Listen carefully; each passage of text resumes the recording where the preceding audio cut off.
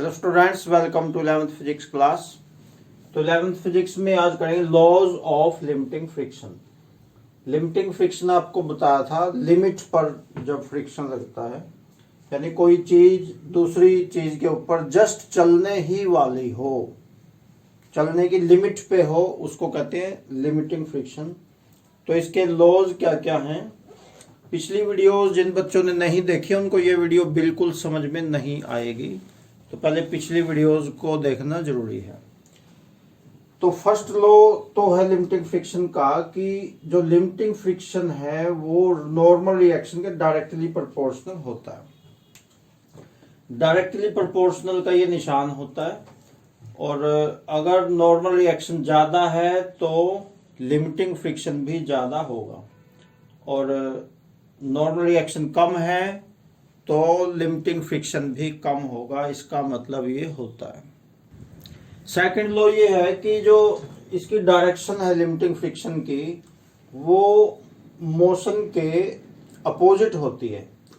जिधर एक वस्तु दूसरी पे मोशन करने वाली है, जैसे ये डस्टर है, ये नीचे गिरने वाला है, तो जैसे ये तो नीचे की ओर गिरने वाला है, तो जो फ्रिक्शन है, लिमिटिंग फ्रिक्शन है, ऊपर की ओर लगेगा, अपोजिट डायरेक्शन में लगेगा।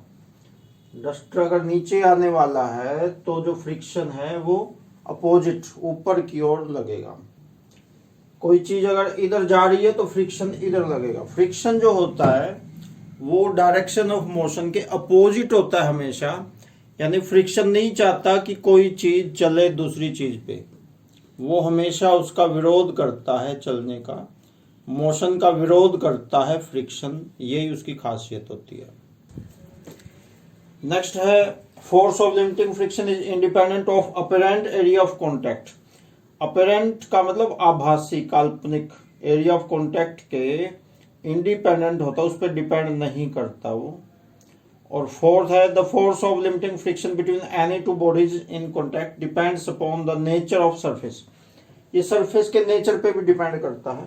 अगर चिकना सरफेस है तो लिमिटिंग फ्रिक्शन भी कम लगेगा। जैसे ये है, ये चिकना, बोर्ड चिकना है तो लिमिटिंग फ्रिक्शन भी कम लगेगा।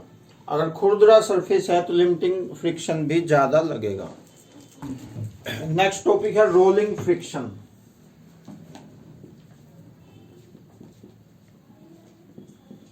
तो रोलिंग फ्रिक्शन क्या होता है समझ लो। The opposing force which comes into play when a body rolls over the another body। जैसे गेंद लुढ़कती हुई जाए ग्राउंड पे, गेंद लुढ़कती हुई जाए तो उस टाइम गेंद और ग्राउंड के बीच में जो अपोजिंग फोर्स लगेगा उसको रोलिंग फ्रिक्शन कहते हैं। और रोलिंग फ्रिक्शन के कारण ही बॉल जो ग्राउंड में लुढ़कती हुई जाती है वो कुछ टाइम बाद रुक जाती है आगे जाके, तो वो रोलिंग फ्रिक्शन के कारण ही होता है। नेक्स्ट है मेथड्स ऑफ रिड्यूसिंग फ्रिक्शन।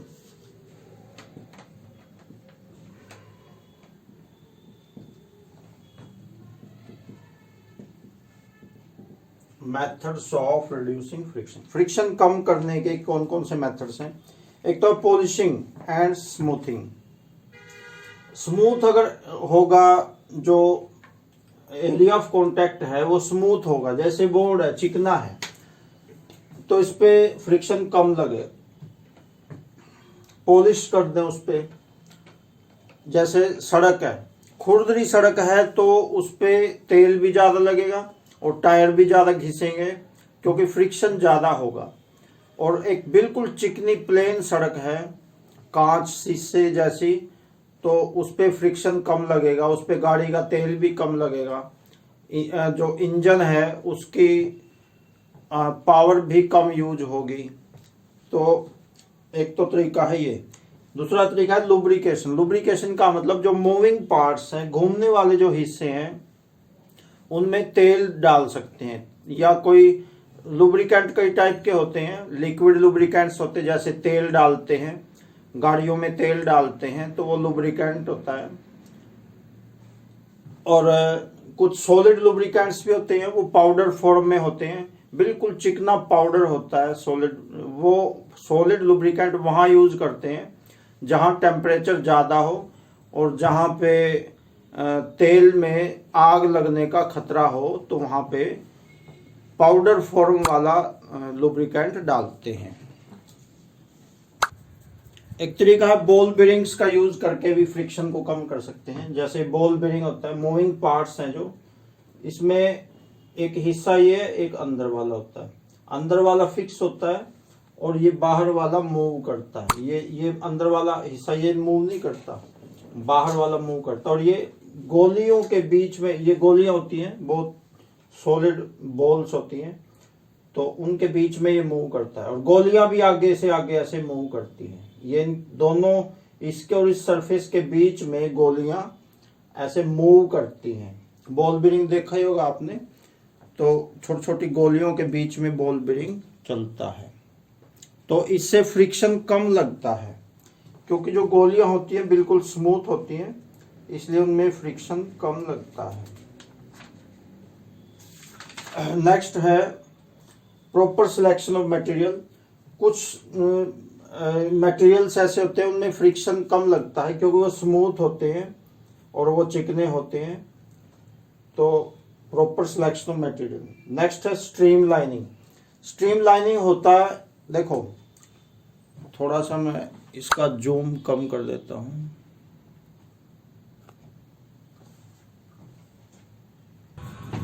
देखो स्ट्रीम लाइनिंग क्या होता है। स्ट्रीम लाइनिंग होता है इस टाइप की बॉडी, इस टाइप की शेप जो होती है, कार की जो बॉडी होती है आगे से इस टाइप की होती है। उसका कारण ये है कि क्योंकि कार जब स्पीड में होगी तो हवा आगे से आएगी और वो ऐसे चली जाएगी सीधी। अगर ऐसे कर दें कार की शेप तो बहुत ज़्यादा हवा का फ्रिक्शन लगेगा, और ज़्यादा फ्रिक्शन के कारण ना तो कार का बैलेंस सही बन पाएगा और इंजन की ताकत ज़्यादा लगेगी, तेल ज़्यादा लगेगा, स्पीड भी ज़्यादा नहीं बन पाएगी। थोड़ी सी स्पीड बनाने में ही कार डोलने लग जाएगी। हवाई जहाज़ों की भी आपने देखी होगी, इस टाइप की होती है स्ट्रीम लाइनिंग।